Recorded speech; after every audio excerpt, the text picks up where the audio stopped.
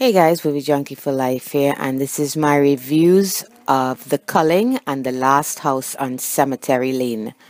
Let's first look at The Culling, a terrifying supernatural thriller in which a group of college friends on a road trip find themselves fighting off dark forces at a remote farmhouse after a chance encounter with a strange little girl. Why I'm doing this as a two-parter, guys, is pretty simple. These movies are terrible. There's nothing worth seeing in these two films. First of all, The Culling. I am not kidding when I says it takes 51 minutes for this movie to start going.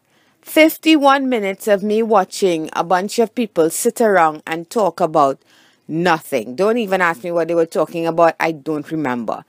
Terrible acting, terrible reactions to what was going on. I mean, if something scares you and your reaction is basically like, I wonder what caused that.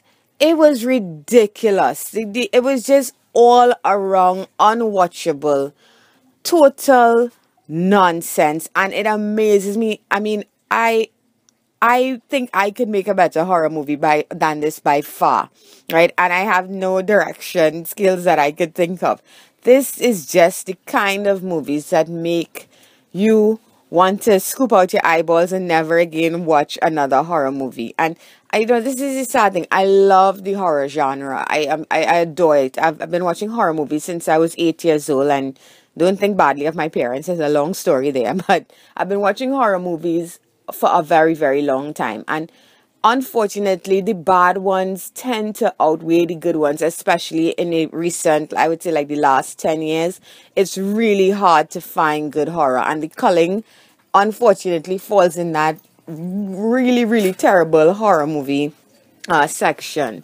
I just say avoid it. I don't even want to dwell on it too much. I just want to tell you guys, just avoid this movie.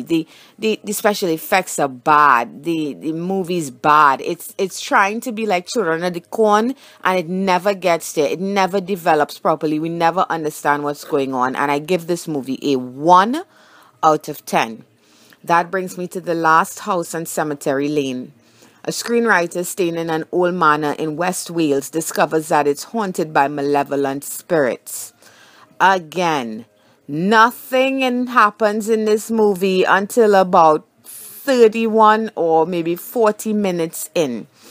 We have to watch a guy. He's a struggling writer. He rents this old house on Cemetery Lane. Well, not really old, but a little cottage house on Cemetery Lane. It's an English movie, which made me for a second have hopes for it because, you know, the British, like I said, British films to me, even the bad ones tend to be watchable, you know. And the one thing about this movie I did like, I thought the camera work was well done. I thought the visuals of the house was well done, but that's it.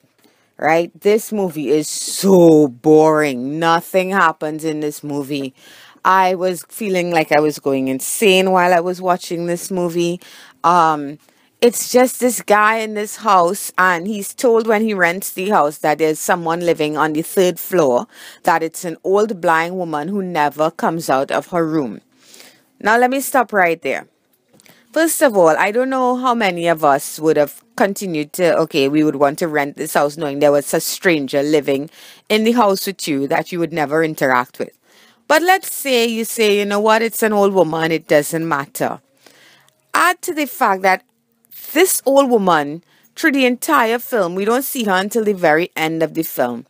And I'm sitting there and I'm like, so how does she eat? I was waiting for them to say, well, a guy comes by and delivers groceries maybe once a week, you know, and nobody knows who's hired the guy.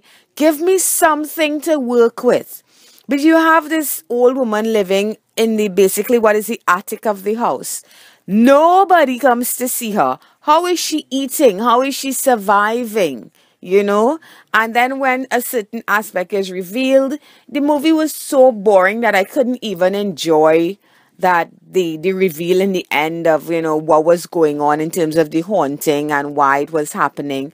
Another part of it is the haunting was really obvious a certain character and how it related to the haunting.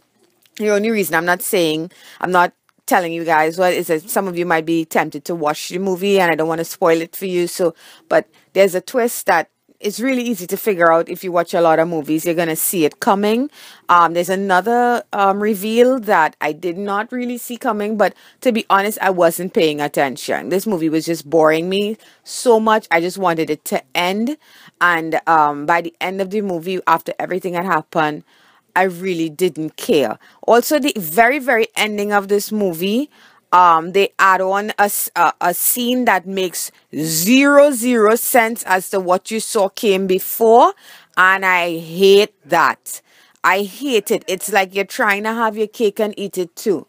Either something is supernatural or it isn't. You cannot have it both ways. Right? It's a personal peeve of mine with horror movies when you don't follow the rules of your own film. I hate when people do that. So there's another movie. I give this movie a 2 out of 10. It gets a 2 only because I enjoyed the visuals. That's it. So I recommend you guys avoid these 2 movies like The Plague. It's really not worth your time or your effort. Okay, guys. Till next time. Bye.